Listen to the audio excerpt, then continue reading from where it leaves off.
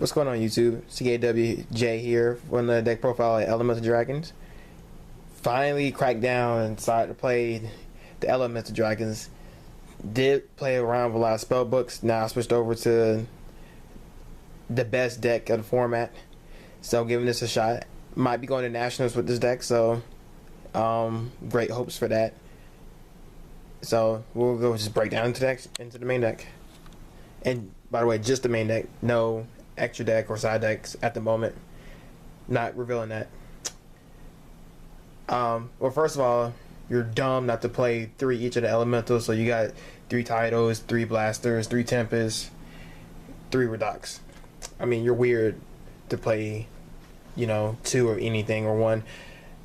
For the babies, you got 2 Reactants, 2 Lightnings, 2 Streams, and 2 Burners.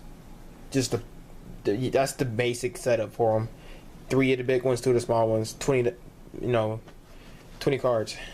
All right, for the hand traps, which are just great for the format. 3 Maxx's and 3 Veilers, because the deck's powerful enough to play cards as Maxx and the Veilers without being too clumpy.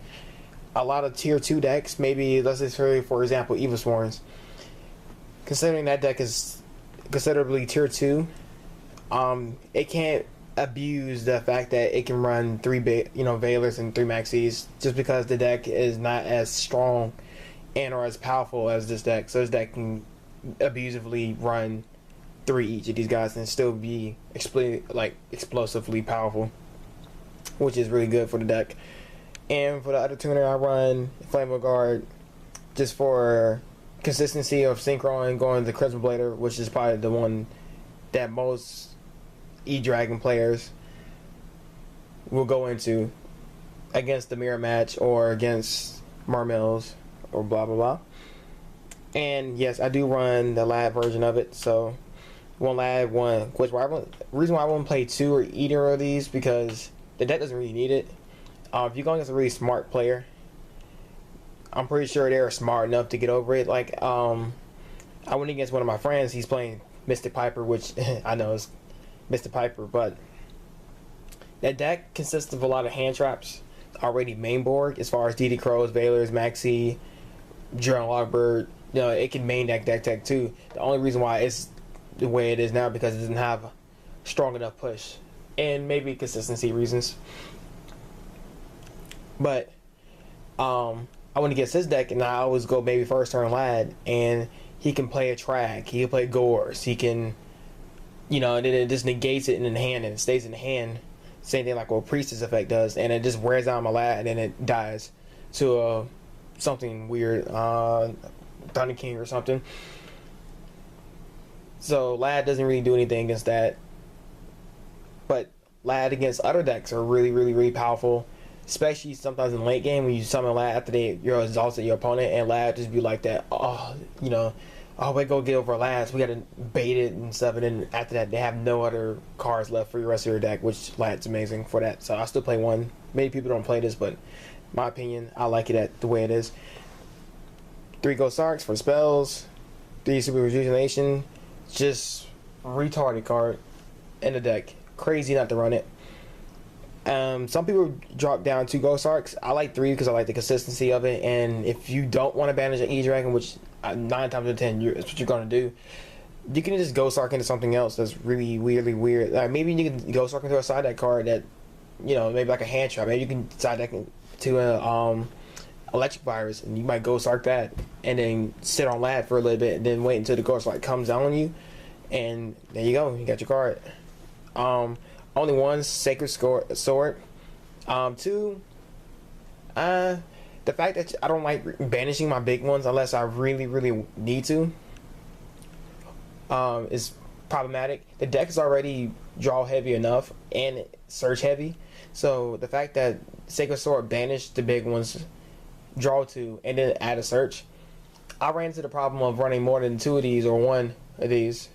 It's the fact that I might already have 3 burners already, not burners, 10 blasters, or 10, sorry, can't even talk today.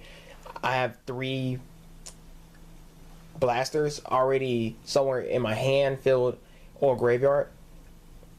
or banished, and I would have to banish it to add a burner, because that's basically the only thing that's left to add. And burner is basically just like chilling, like I can't really do anything. So I just added that one. It's great for first turn plays, and basically that's the way I see it. It's great just to go off faster, deeper into your deck. 2, I liked it at 2 at one point, but you really don't need it at 2. 1 is perfect, all in my opinion. I was thinking about playing Upstart. For this, basically the staples. We got the Heavy Storm, the Monster Reborn, the Book of Moon, and my personal tech I like are 2 Raigeki Breaks, because it with the first turn lad I think is amazing with the tech. The fact that you can set it whenever your opponent activates something. Let's say they summon a monster Stratos, and lad negates it. And basically that's the only monster they can really use to get over it. So let's just say that's the first negate he did. What I can do, which I probably won't do, but what's optional is there, that you can Raigeki Break the Stratos, since that's the normal summon for the turn. And they have to special summon anything. Heroes don't really have many special summons unless it's Bubble Man, and Bubble Man is super weak.